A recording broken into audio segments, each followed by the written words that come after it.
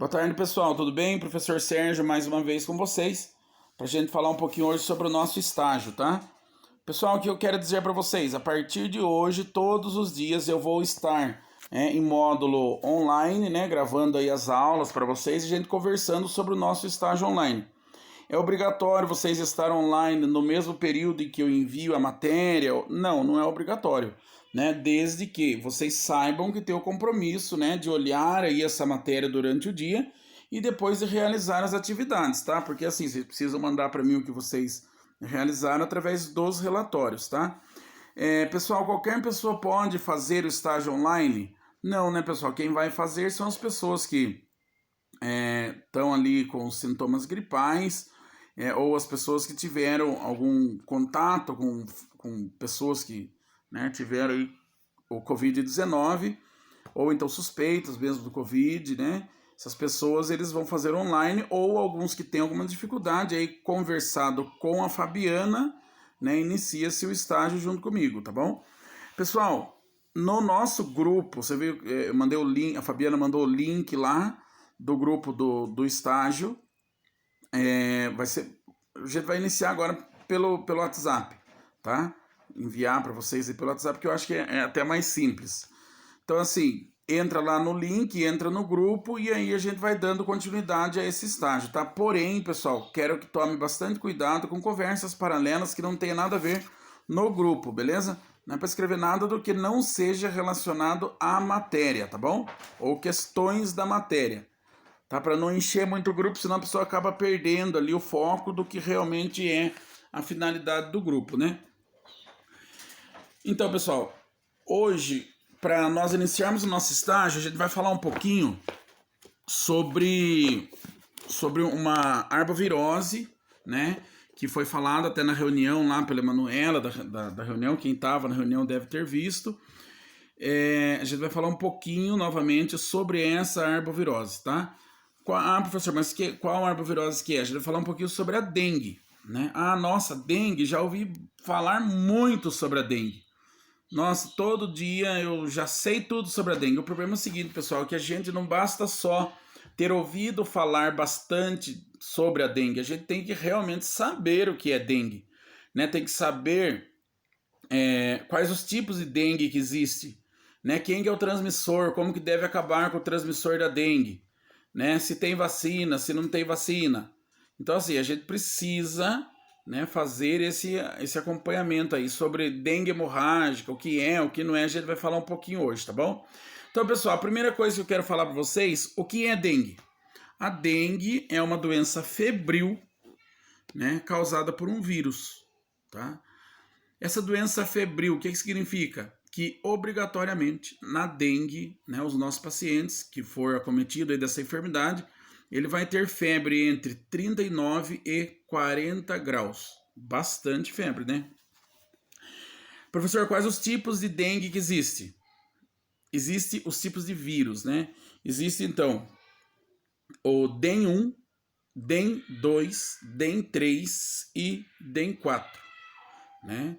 É essa sigla, DNE, aí tem o tracinho e o número 1, número 2, número 3 e o número 4. O que isso significa, professor? Significa assim, que, um exemplo, eu fui contaminado hoje com um mosquito que me picou e ele tinha o vírus, o DEN1 lá. E aí, nossa, mas meu corpo criou imunidade, eu passei, tudo bem, será que eu posso pegar dengue de novo? Pode. Pode repetir, porque aí existe o outro vírus da dengue que não é conhecido do nosso organismo, entendeu? Então esse que complica bastante aí os casos da dengue, tá? Quem é o transmissor da dengue, pessoal? Ou todo mundo conhece, o mosquitinho do Aedes lá, né? Aedes aegypti é um mosquitinho pequenininho, um pernilonguinho pequenininho, pretinho, e esse pernilonguinho listradinho assim de branco. Aí chega alguém e pergunta para mim: nossa, professor, lá em casa tem desse mosquito aí e já me picou.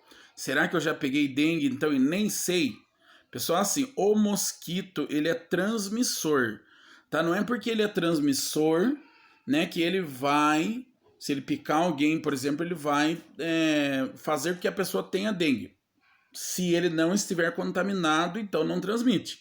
Agora, se ele tiver lá picado a pessoa que esteja contaminada e ele esteja com o vírus da dengue dentro dele, aí sim ele vai fazer essa contaminação no nosso paciente, né? A gente vai falar um pouquinho para vocês, pessoal, quando que surgiu esse mosquito. Segundo alguns historiadores, eles dizem que o mosquito do Aedes aegypti, ele surgiu no Brasil, veio, né, para o Brasil, junto com os navios negreiros, né? Então ele foi importado aí dos outros países, que ele vem junto com os navios negreiros, aí chegou aqui e começou primeiro a transmitir a febre amarela, que se vocês voltarem aí na história, né, vocês podem perceber que matou muitas pessoas, muita gente morria de febre amarela e nem sabia o que era. Mas na década de 50, mais ou menos, teve um cara chamado Oswaldo Cruz. Ele era um sanitarista. Esse Oswaldo Cruz, ele começou a estudar, né, a dengue, e começou a pensar assim, o mosquito que transmite a dengue, né, que é o Aedes aegypti, e começou a pensar assim, poxa vida, esse mosquito, a doença, ela está sendo transmitida por um mosquito, que é o Aedes aegypti. Então o que a gente tem que fazer? Nós temos que dar um jeito de acabar com o mosquito. E foi o que ele fez.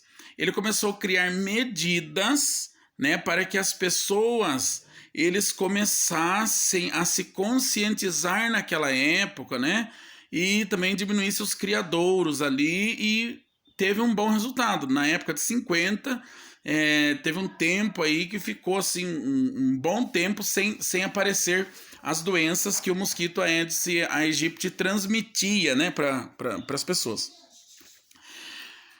Aí, com a evolução do tempo, né, surgiu então o vírus da dengue, e o primeiro caso confirmado no Brasil foi no ano de 1981, entre 1981 e 1982, na cidade de Boa Vista, no Paraná. Então, quem é do Paraná aí, ó, foi os sortudos que foi o primeiro caso assim diagnosticado, né?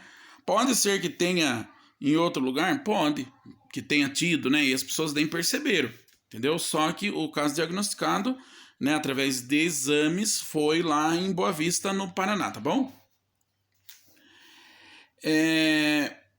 Outra coisa, pessoal, quais os tipos, então, de dengue? A gente já falou um pouquinho dos vírus, né? Que é o DEN1, DEN2, DEN3 e DEN4.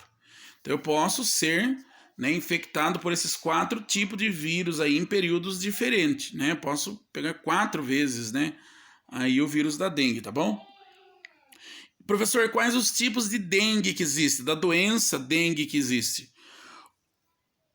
O clássico, né, que é a dengue clássica, ela é a forma mais leve da doença, né? Ela é bastante confundida também, a dengue clássica, com uma gripe, né? Ele tem assim um sintoma meio que um sintominha gripal aí. Ele tem um início súbito. O que é, professor? Início súbito? Ele, de repente, ele tem um início súbito e ele pode durar os sintomas de 5 a 7 dias. Obrigatoriamente vai ter febre entre 39 e 40 graus, tá? Muita dor de cabeça, cansaço, dor muscular e nas articulações, indisposição, enjoos, vômitos, né? E entre outras agravos aí que pode ocorrer, né, devido a esse quadro da dengue clássica, que é a dengue mais simples, tá bom? O que pode acontecer? Eu posso ficar só na dengue simples? Alguns casos sim, mas alguns casos, pessoal, a dengue clássica ou a dengue simples, ela pode evoluir. Não para melhor, né? Porque quando a gente fala em evolução, imagina que seja evoluir para melhor. Mas no caso da dengue, ela evolui para pior.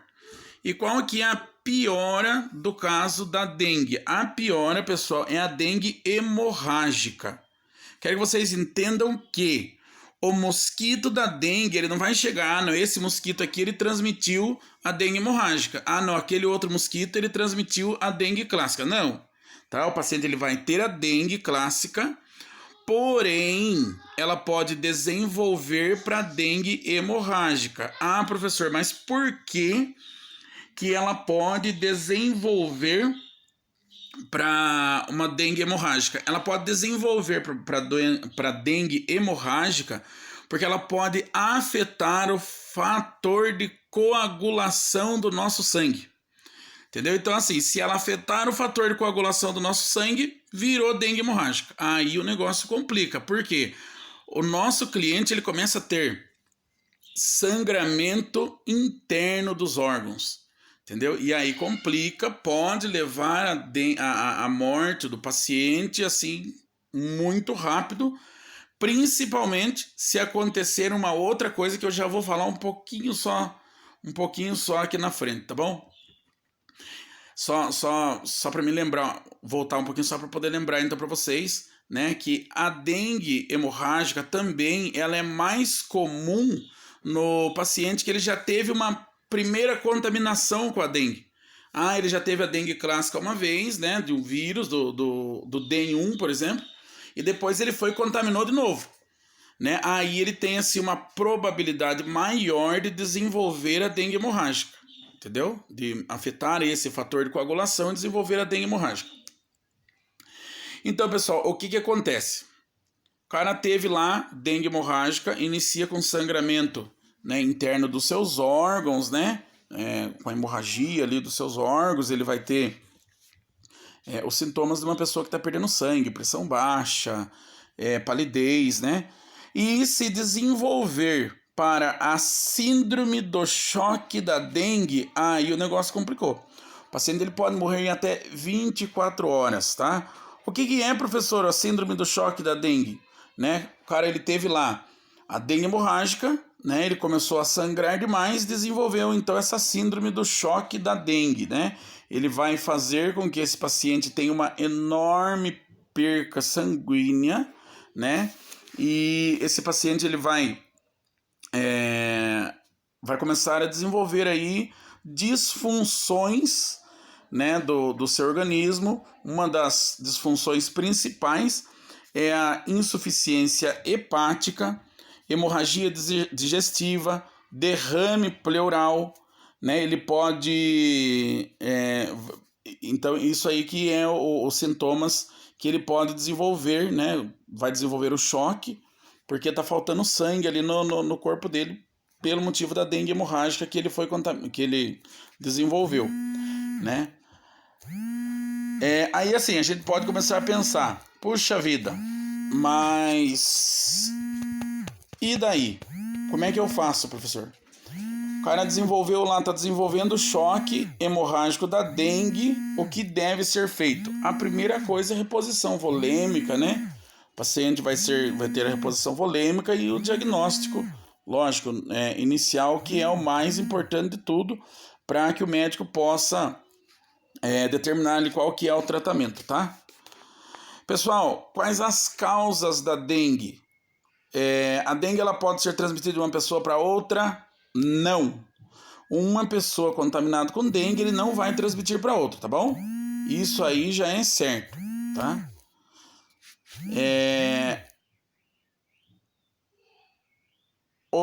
Deixa eu quero ver aqui um outro... Assim, o modo de transmissão, você já sabe como é que funciona. O mosquito Aedes aegypti fêmea, ela vai botar os seus ovos, né, em um local com água ou mesmo em um local seco, né? E aí, assim, ela prefere... A dengue, pessoal, ela dá mais em tempos quentes. Ou seja, ela não gosta de temperatura com menos de 16 graus, tá? Então, assim, o desenvolvimento é sempre, né, do mosquitinho ali, do Aedes aegypti, é sempre em locais mais quentes ou locais mais tropicais, né? Igual, por exemplo, a nossa região tem bastante casos de dengue por isso, porque aqui é um local quente, principalmente nesse tempo nosso de agora, né? Outra coisa, o mosquito da dengue, pessoal, após ele botar a mosquita, né, o mosquito fêmea da dengue, após ela botar os ovos dela ali, imagine que ela bota os ovinhos dela numa vasilhinha e não tem água, viu? Esses ovos, eles podem aguentar até 1 ano, esperando água para poder desenvolver. Entendeu? Então ele fica lá 8 meses, 10 meses, aí choveu, né? E ele teve contato com a água, ele desenvolve, nasce ali a larvinha, daí o mosquitinho, e ele vive 45 dias fazendo aí a transmissão, né? Picando uma pessoa que esteja contaminada, passando para outra, tá?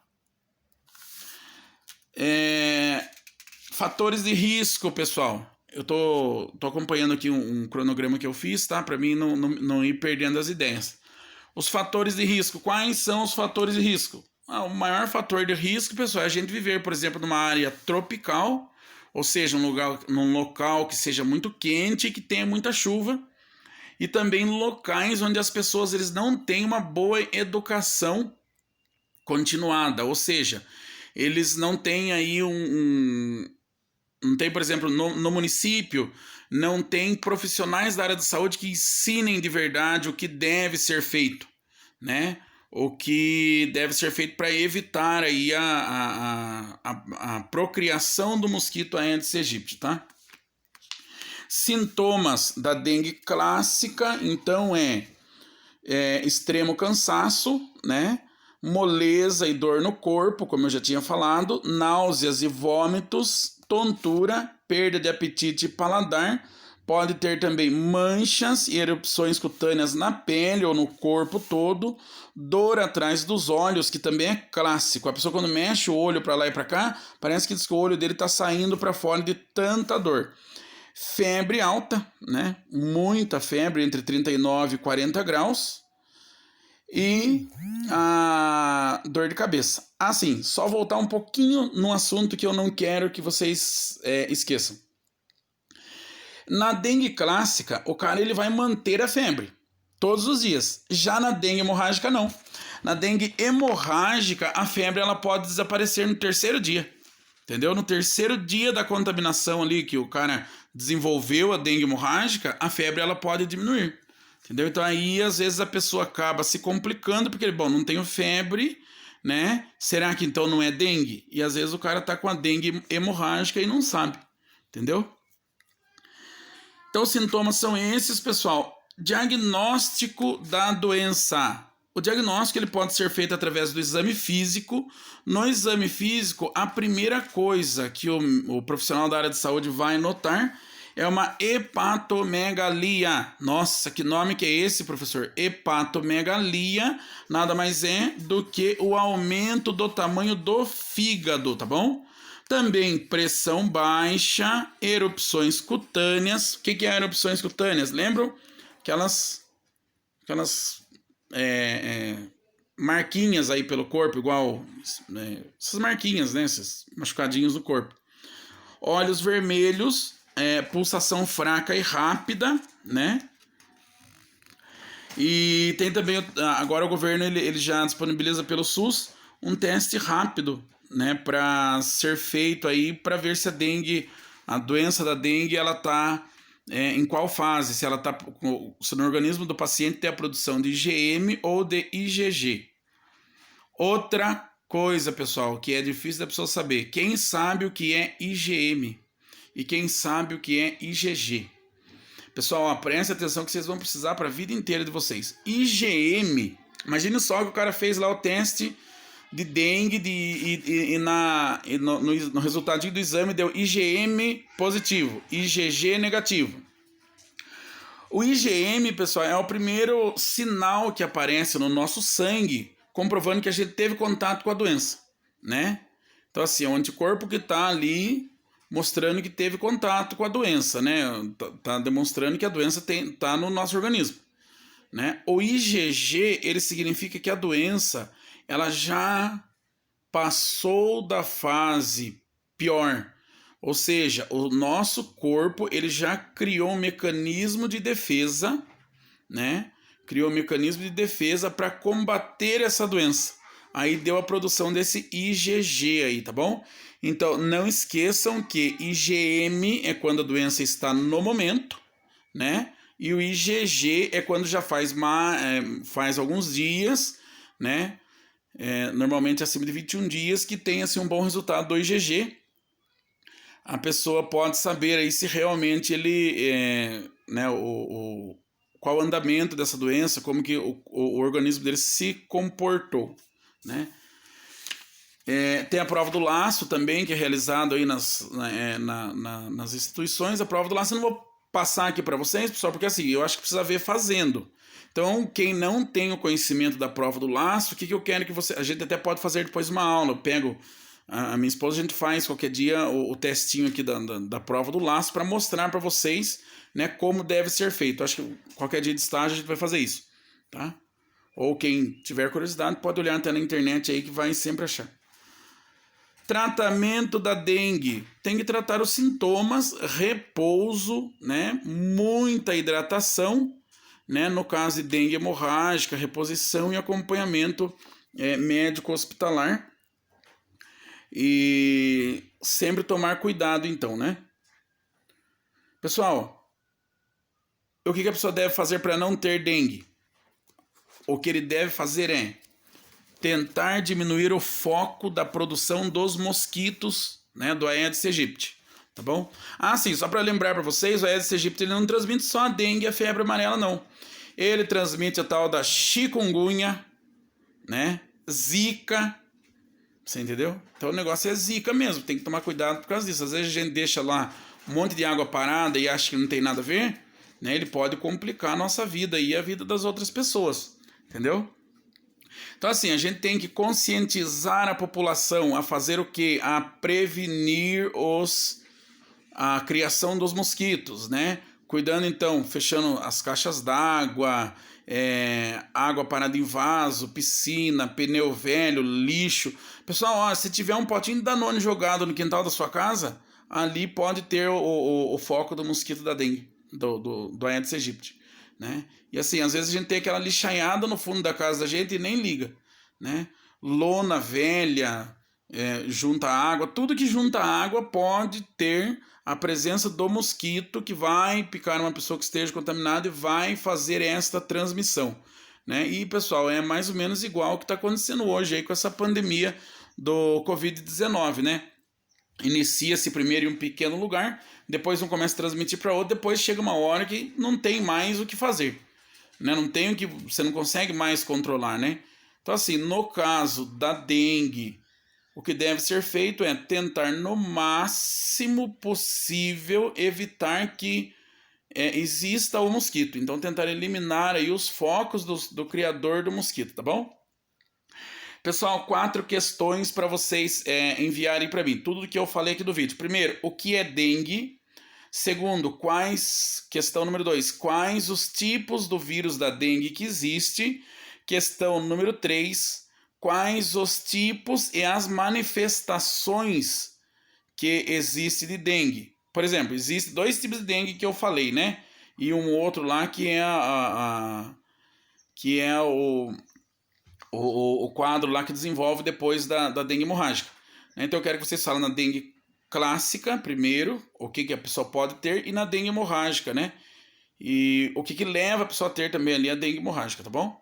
Não esqueça, eu expliquei, é só ouvir meu vídeo, tá bom? Se quiser dar o like lá no YouTube, pode também. Tô querendo virar o YouTube famoso aí, mas tá difícil, porque tem vergonha de gravar os vídeos, né? Fica olhando a cara da gente no celular e desanima, e daí você fica com vergonha de gravar os vídeos, mas, né, tem que seguir as nossas aulas aí. E questão número 4, né, o que o técnico de enfermagem, né, deve fazer para evitar a contaminação pela dengue, tá? Aí vocês vão colocar lá que são as orientações e orientações sobre o que deve ser feito, né?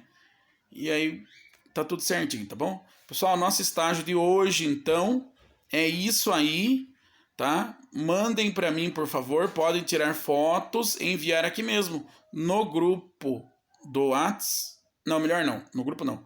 Envie para mim no e-mail, tá? Eu vou colocar o e-mail lá, é robertovivian@hotmail.com. Tem o Hotmail e o Gmail, mas pode mandar pelo Hotmail que tá mais fácil, tá? Pessoal, então, boa tarde, é isso aí.